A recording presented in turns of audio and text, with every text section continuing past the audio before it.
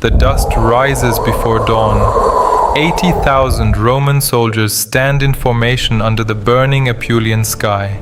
Their armor glints in the early light. Their commanders are confident.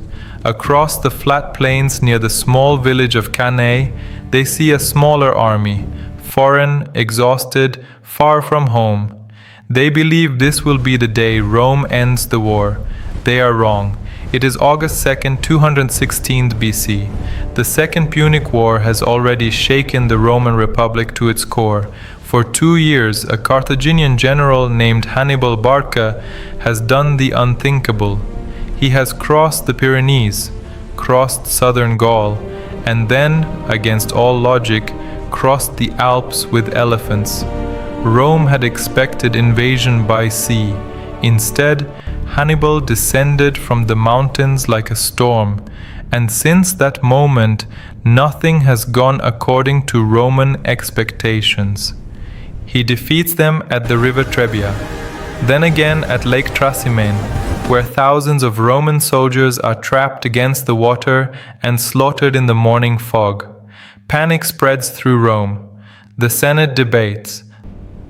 The empire's fate is at stake. We must act now. But war brings ruin. We need diplomacy. Diplomacy failed! Strength is our only path!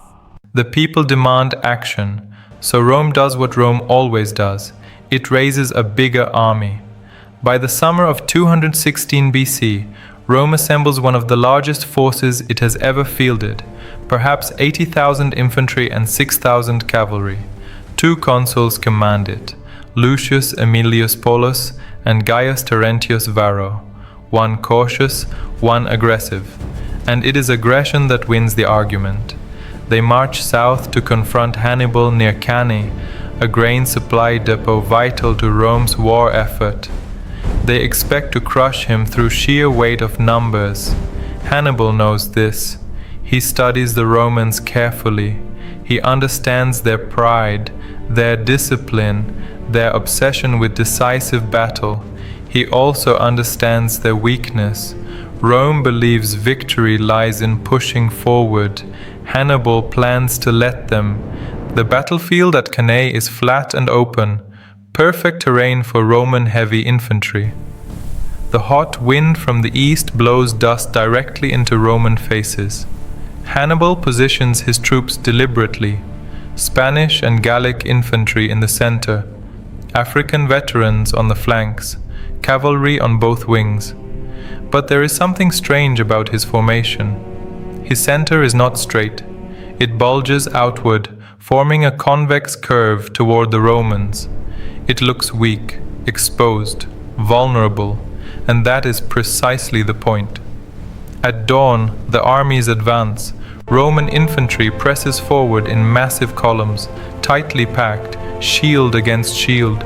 Their plan is simple: smash through the enemy center, overwhelm Hannibal's line, end this war.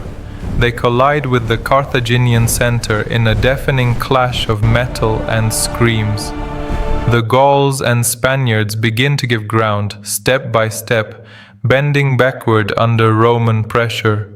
To Roman commanders, it appears the plan is working. But what they do not see, what they cannot see, is that this retreat is controlled, deliberate, calculated. Hannibal rides along his lines, calm in the chaos. He has rehearsed this moment in his mind for months. Reform ranks! Advance on the left! Yes, Commander! Hold Feuching! Press forward!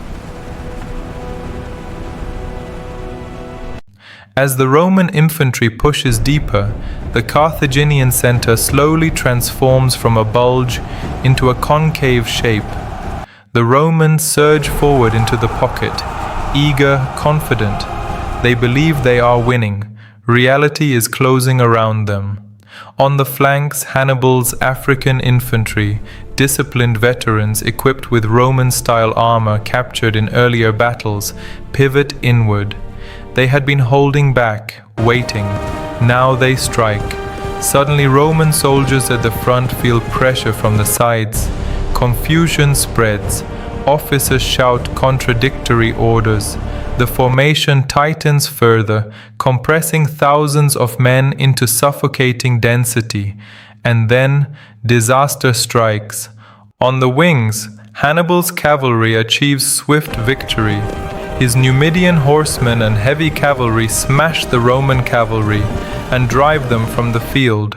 Instead of pursuing them, they wheel around. They ride behind the Roman infantry. Within hours, the largest army Rome has ever assembled is surrounded on all sides. History would never be the same. The Romans are trapped in a shrinking circle. There is no room to swing swords, no room to maneuver. Men suffocate standing up.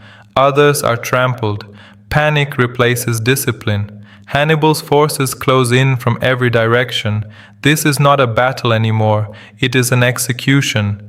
Ancient sources claim that as many as 50,000 to 70,000 Roman soldiers die that day. Modern historians debate the exact number, but the scale of slaughter is undeniable. Entire senatorial families lose sons. Consul Paulus is killed. Varro barely escapes. What happened next shocks the Roman world. News reaches the city in waves of disbelief. Women line the streets searching for survivors. Temples overflow with prayers. For the first time in generations, Rome fears annihilation. Yet Hannibal does not march on Rome. And this is one of history's great mysteries. Why not? He has shattered their army, destroyed their elite, broken their confidence. The road to Rome lies open. Some say his troops are too exhausted. Others argue he lacks siege equipment. A Carthaginian officer reportedly tells him, "You know how to win a victory, Hannibal, but not how to use it." But the truth may be more complex. Hannibal understands something fundamental. Rome is not just a city. It is a network of alliances across Italy. Its strength lies not in walls, but in loyalty. He hopes Rome's allies will defect after such humiliation. Some do, but not enough. Rome refuses to surrender. Leaders believed Cannae would break them. Reality forged them harder. The Senate adopts a new strategy. Avoid direct confrontation.